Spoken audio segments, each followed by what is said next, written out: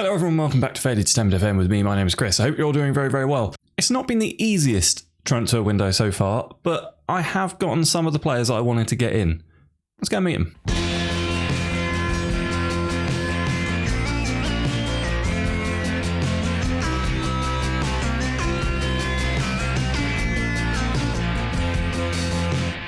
In the last episode, we went through the squad as it was and the players that we were going to be losing and where we needed to plug the gaps, and I've kind of done that. I've had a lot of players on trial. I've had a lot of offers go in. I've been looking at a lot of players as well. Some of the business I'm really happy with, but we are still lacking in some areas. Just before we get into the players, if you're still here watching this video, hit the subscribe button because you like it, don't you? You do like it. I can tell. So we actually have to start at the back end of the last season. Funnily enough, we have to start in January. I brought in two players in January that were they just went straight into my under 23, so I didn't talk to you about them, but they're actually going to be possibly featuring in and around the first team this season. So let's start with Dylan Thompson. He's a young centre-back. He's got some good stats on him though. He's good marking, good heading. His tackling's good for his age and level. Excellent positioning. His mentals could probably do with a bit of work. His physicals are okay though. He came in for £85,000, I think, from Burton. Yes, from Burton. He actually played a few games for Burton in League One last season, or the season before. Yeah, no, last season. 9 appearances, 1 assist, 6.97 rate, and he's a good young centre back. Moving on, we've got Nana Yakubu, which is one of my favourite names ever. Again, decent-ish young player. He's got a lot to work on, but his corners, crossing and dribbling are okay. First touch is all right. It doesn't have the passing I normally like from my players. Physicals are decent, mentals are decent. Again, he's not going to be featuring in the first team very often. He's going to be coming in and getting some minutes off the bench here and there, possibly some cup games. Really, for him and Dylan Thompson, I'm looking at resale value. I bought him in on a free. No, I bought him on a £3,000 I brought him in from Curzon Ashton, and he's transfer value of between £500,000 and £1 million, which is insane. He's not a £500,000 rate player, but if I can get £500,000 for a £3,000 signing, done really well. And then similarly, these three, David Makusa, Oluwaseun Ario and Stephen Ward, all of them youngsters picked up from Premier League clubs. David Makusa, again, good physicals, decent mentals, technicals need some work. He's a striker, but once again, got him on a free. I could get up to £250,000 for him, or he might develop into a decent young player for my side. I said it all right a minute ago. Oluwaseun Ario, midfielder, but can play in literally any position in a straight line. He's straight as an arrow and he can play in all of them. So versatility, young, again, £55,000 to £550,000. Already decent enough for the first team. It's work onto his star rating. I don't really see it in his stats. But again, either sell him on for a good profit or I've got a decent young player at some point in the future. And then lastly, Stephen Ward, Irish winger who can also play up front. He is a little bit more well-rounded, I think, stats-wise. Still needs a lot of work in a lot of places, but again, could get up to £250,000 for him. He's on loan at the moment at Bohemians in the Irish Premier Division, I think it is. Got him on a free, could turn a decent profit on him. Happy. And then we get into the signings for sort of this season. Adam Lewis is going to play. And I bought Adam Lewis because he's decent. Like, his stats are good. He's also got him on a free, but he's versatile. Like, look at where he can play. I can play him in the middle, I can play him at left back, and I can play him at left wing, all positions, and defensive mid, to be fair, all of which are positions that I identified as needing some depth. So now I've got this guy who's left-footed. He likes to get forward. He's got some pace on him. He's got some decent technicals, good penalty taking. He's actually really good set piece wise. So he's probably going to be on our free kicks and penalties when he's on the pitch.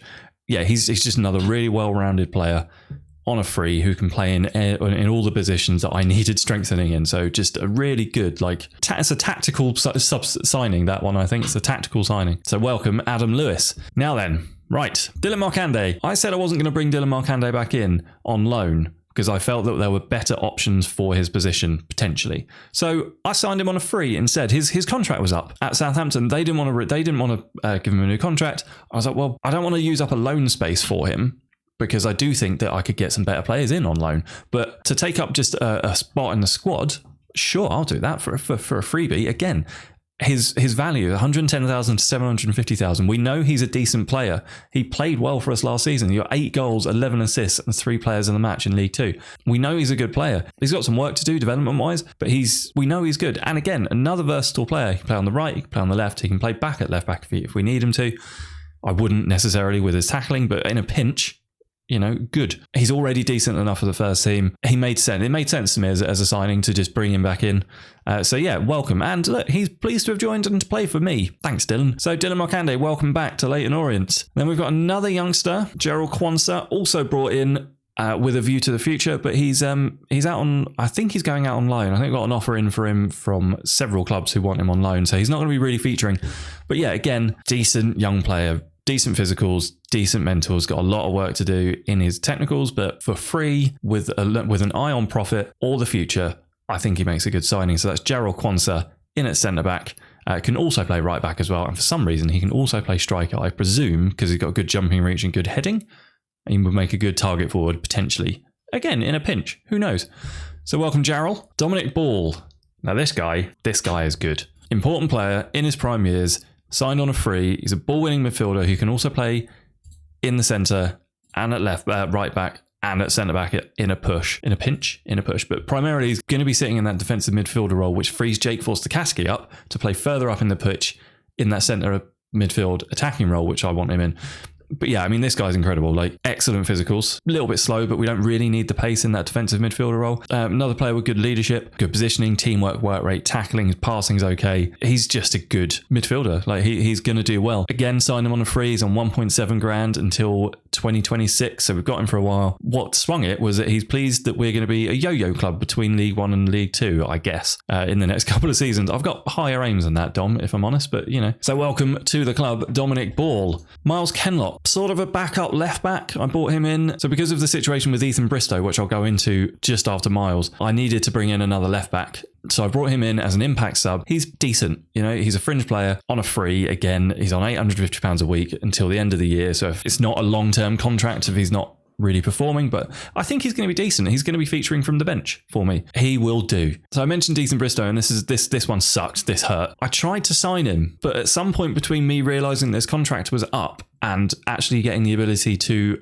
offer him a contract, Reading renewed his contract for another 2 years. So I thought, all right, fine, I'll get him back in on loan. But Reading wanted me to pay all of his wages, which we weren't doing before, but they also wanted 22 grand a week on top of that, whether he was playing or not. And I don't get it. And this is something I don't understand about fee paying loans generally. Why do you have to pay a fee for a player? You're already paying all of his wages. He's using your facilities, your coach's time, your time. Why do the club who actually own the player need an extra £22,000 a week for him? If someone can explain that, please do, because I just don't understand it. It's greed is what it is. It's greed. So yeah, couldn't get Bristow back, which is really disappointing because he's a really good left back. But that's why I had to bring in Miles Kenlock. And we're going to skip over Iestyn Hughes and come to Dominic Thompson, who is our new first choice left back. Now it says wing back defend, but I'm going to be playing him in that fullback attack role on the left. He's decent enough acceleration and pace, good tackling, passing's good, dribbling's good. Crossing is okay. He's good, well-rounded left back. He wanted star player and a fair bit of money, and I really needed a left back because Connor Wood is still here, but I needed another option, and Miles Kenlock wasn't going to be that first choice option.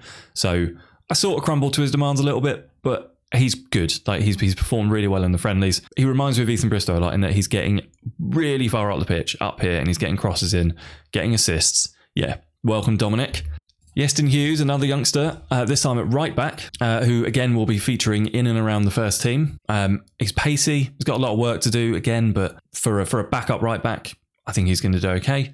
Again, one eye on the future. Look at this. Look at the fees that I can get. So that's Iestyn Hughes. And then lastly, goalkeeper. Man, goalkeeper was such a pain. Every goalkeeper target I had kept getting snapped up by bigger clubs. Our first target, Alex Bass, who I talked about in the last video. He was on trial and he was really, really good. And I was really excited. And I put a contract offer in and I thought it was fair, like £3,000 a week, first choice. Stolicic was going to be like relegated to the bench because Alex Bass was so good. And he immediately went, no, I'm not having that. I want £8,000. In League One, you want £8,000 a week. You can get out of my office. So I laughed in his face, sent him packing. I had a look at target number 2, who was, I can't remember his name, but who had been released by Nottingham Forest. So I had him on loan, on trial for a couple of weeks. He played a couple of friendlies, also really good. I offered him a contract. He accepted, but then someone else came in for him and he went there instead. And then I brought in a third player on trial, offered him a contract, and then he was snapped up by Nottingham Forest to replace the player that they just released that I also couldn't sign. So annoying. I could not get a goalkeeper. So I went to my director of football. I said, Director of Football, find me a goalkeeper on a free transfer, and he found me Ben Amos, who is a name I recognise from actual real life football. He's been all over the place, like absolutely everywhere. I don't think anyone's ever paid a fee for him as well, looking at this. Yeah, he's a proper journeyman goalkeeper. He's good. Like, he's a fringe player. He's not going to be my first choice. He's going to be sitting on the bench. But welcome, Ben Amos. Finally, the solution to my goalkeeping problem. It's so frustrating. I kept like all these players on trial and then thinking I got my man because they'd agreed the contract, and then some poxy championship team would come in and go, yeah, we'll offer you like a little bit more money and you come play for us. They all went, yep, sure. But not Ben. Ben came straight in. I didn't even go and get him on trial. I just offered him a contract and signed him. I was so fed up. I was so fed up at that point. Striker and wingers, I've just had a lot of trouble. I had some good players in on trial, and every single one of them wanted upwards of £10,000 in wages. I just like, even if I could afford it, I wouldn't, because you look at the wage structure here, the £4,000 is the most that I will go to generally. And that's for really good players. I don't tend to break the wage structure for anyone. You know, I'm not one of those, I'm not a manager who will go, oh, I need that player.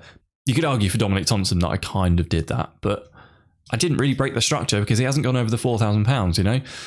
So yeah, I'm a little bit stuck. There's still 15 days to go of the transfer window, there or thereabouts. And I will be looking to bring some players in, but as it stands, this is likely to be the squad. I think striker is probably, we've got enough cover across the wide areas, I think.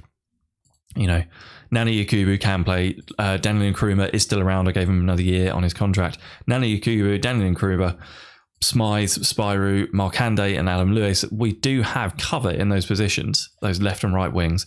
It's striker that's a particular problem. What I would like to try and do is to get like a 30-year-old journeyman striker in, you know, someone who's like a 3-star rating, who's been there, who's done it, who can just come in when he's needed and fill in, and also act as a little bit of a mentor figure for young Joe here. You know, he's an incredible striker. You know, he's scored 27 goals last season, but he is still young. And if I can get an experienced older striker in, I think it will do Joe a bit of good. So that's the squad. We're not going to play any games today. The first game of the season is going to be on Wednesday, and it's going to be against Cambridge, and then AFC Wimbledon in the Carabao Cup first round. And then, lastly, just before I say goodbye, I just wanted to highlight that I've brought in Dylan Thompson, Nathan Thompson, Louis Thompson, and Dominic Thompson, all of whom play across the back line. I can play, and I will be playing at certain points throughout this season, a back line made up entirely of players whose name is Thompson. I'm going to call it the Thompson line. It's going to be brilliant. They're going to be unbeatable. That's the squad. Let me know what you think down in the comments. If you like this video, hit the like button. I said it earlier. I'm going to say it again. Subscribe if not already, and I will see you very, very soon for the next episode of The Manager's Journey. Thank you so much for watching. I'll see you soon. Cheers. Bye.